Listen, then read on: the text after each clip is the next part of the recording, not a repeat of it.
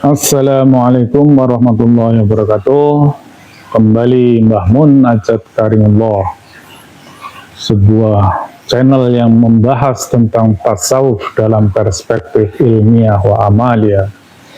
Kembali hadir dalam bahasan tentang apa itu qadim dan apa itu baharu, apa itu ruhaniyah dan apa itu yang jasmaniyah, apa itu yang akhirat dan apa itu yang dunia. Masih melanjutkan bahasan tentang ketuhanan, karena ma'rifatullah itu adalah hal yang paling utama. Ketika kita sudah ma'rifatullah, maka pemahaman-pemahaman lain secara otomatis akan mengikutinya, karena Allah adalah sumber dari segala sumber. Ia adalah sang kausa prima. Lantas bagaimana cara mengenal Allah? Ada sebuah teori yang sederhana yang menjadi maqalah masyhur di kalangan sufi. Man arafa nafsahu faqad arafa rabbahu.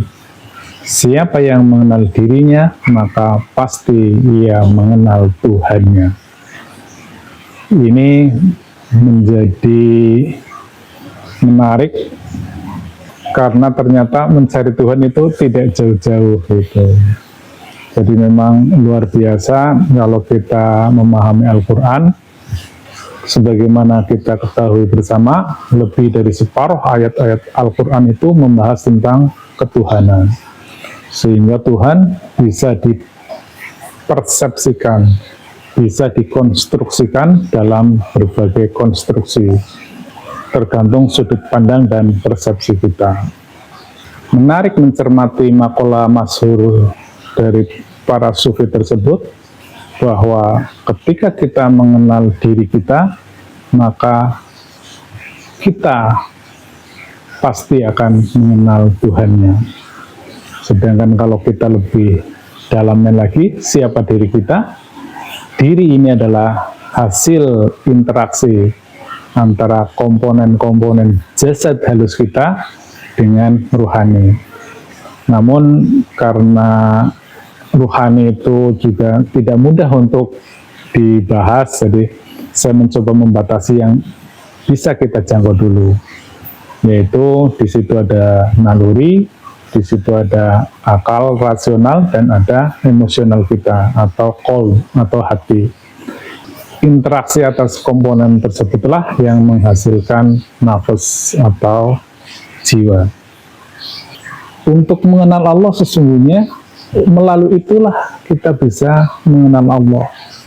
Jadi ketika kita mengenal diri kita, nanti akan kita timbul pertanyaan, oh ternyata tidak hanya akal saja loh diri ini, oh ternyata tidak hanya emosional saja, ternyata ada unsur lain. Nanti akan ketemu itu nyambung, oh unsur lain itu apa ya? Hal ini mungkin bisa kita pahami ketika kita sedang tidur, kita masih hidup, aktivitas-aktivitas jasad masih berjalan, tetapi kesadaran kita sudah tidak ada. Jadi intinya ketika kita melakukan eksplorasi di ruang batiniah kita, maka pasti di situ kita akan menemukan kehadiran ruhaniyahnya. Ada entitas selain jasad halus yang ada di diri kita. Pertanyaan paling dangkal itu minimal ada sesuatu di luar jasad halus kita. Itu minimalnya seperti itu. Mari kita coba komparasi dengan peristiwa Isra Mi'raj itu. Sebagaimana yang berkembang di masyarakat, pemahaman umat, atau khususnya pemahaman saya sendiri dulu itu. Jadi yang namanya Isra Mi'raj itu setelah Rasul diperjalankan dari Masjidil Haram ke Masjidil Aqsa, kemudian naik ke langit 7 gitu.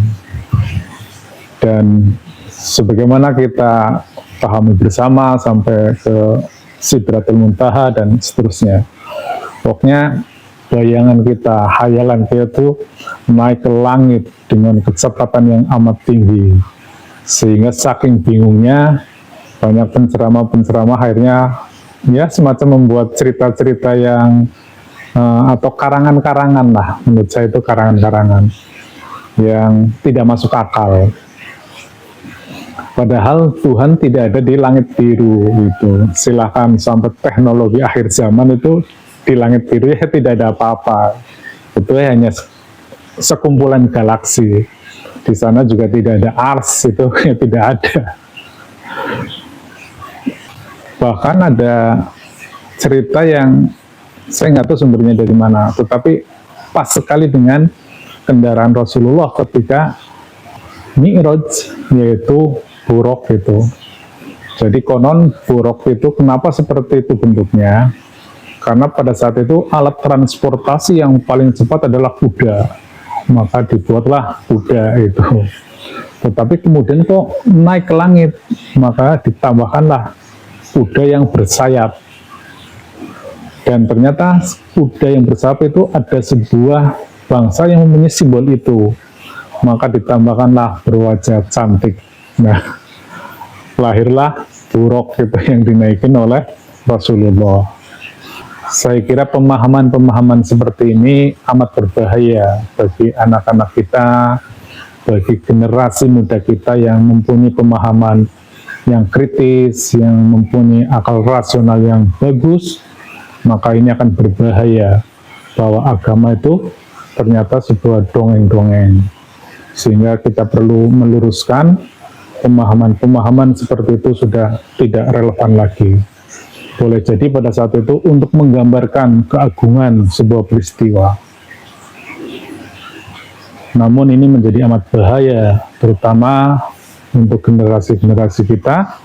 Kita sudah melihat di beberapa negara bagaimana generasi muda sekarang sudah enggan untuk beragama, apapun agamanya. Bahkan yang saya dengar sendiri di Arab Saudi pun kecenderungan orang menjadi agnostik itu lebih tinggi daripada berpindah agama, karena hampir seluruh agama itu tidak mampu menjawab pertanyaan-pertanyaan terkait dengan kemajuan zaman ini. Padahal dalam perspektif tasawuf itu kan hal yang mudah itu. Mi'raj kenapa jauh-jauh ke langit biru itu? Masuk saja ke dalam diri kita ini. Sebagaimana yang tadi kita uraikan, diri kita ini adalah sebuah alam mikrokosmos. Jadi alam makrokosmos ini semua sebenarnya bisa dimasukkan ke dalam alam mikrokosmos kita. Silakan, saya belum mengeksplorasi saat ini, tetapi ini sebagai pembuka bagi pemahaman kita bahwa alam makrokosmos itu bisa dimasukkan ke dalam alam mikrokosmos diri kita. Hal ini juga sejalan dengan teori Nikola Tesla bahwa semesta ini adalah simetris antara alam yang fisika dengan yang metafisika, antara alam yang makrokosmos dan yang alam mikrokosmos, atau secara lebih mudah dipahami sebagaimana Sayyid Syekh Profesor Qadirun Yahya yang menyatakan bahwa metafisika adalah fisika di alam meta. Untuk memahami semesta ini, maka kita semuanya bisa memahami semesta batinnya kita. Atau dalam makalah masyhur, man arafa nafsah faqad arafa rabbah. Siapa yang kenal dirinya, maka dia akan mengenal Tuhannya. Billahi anta maksudi wa ridhoka madlubi. Wassalamualaikum warahmatullahi wabarakatuh.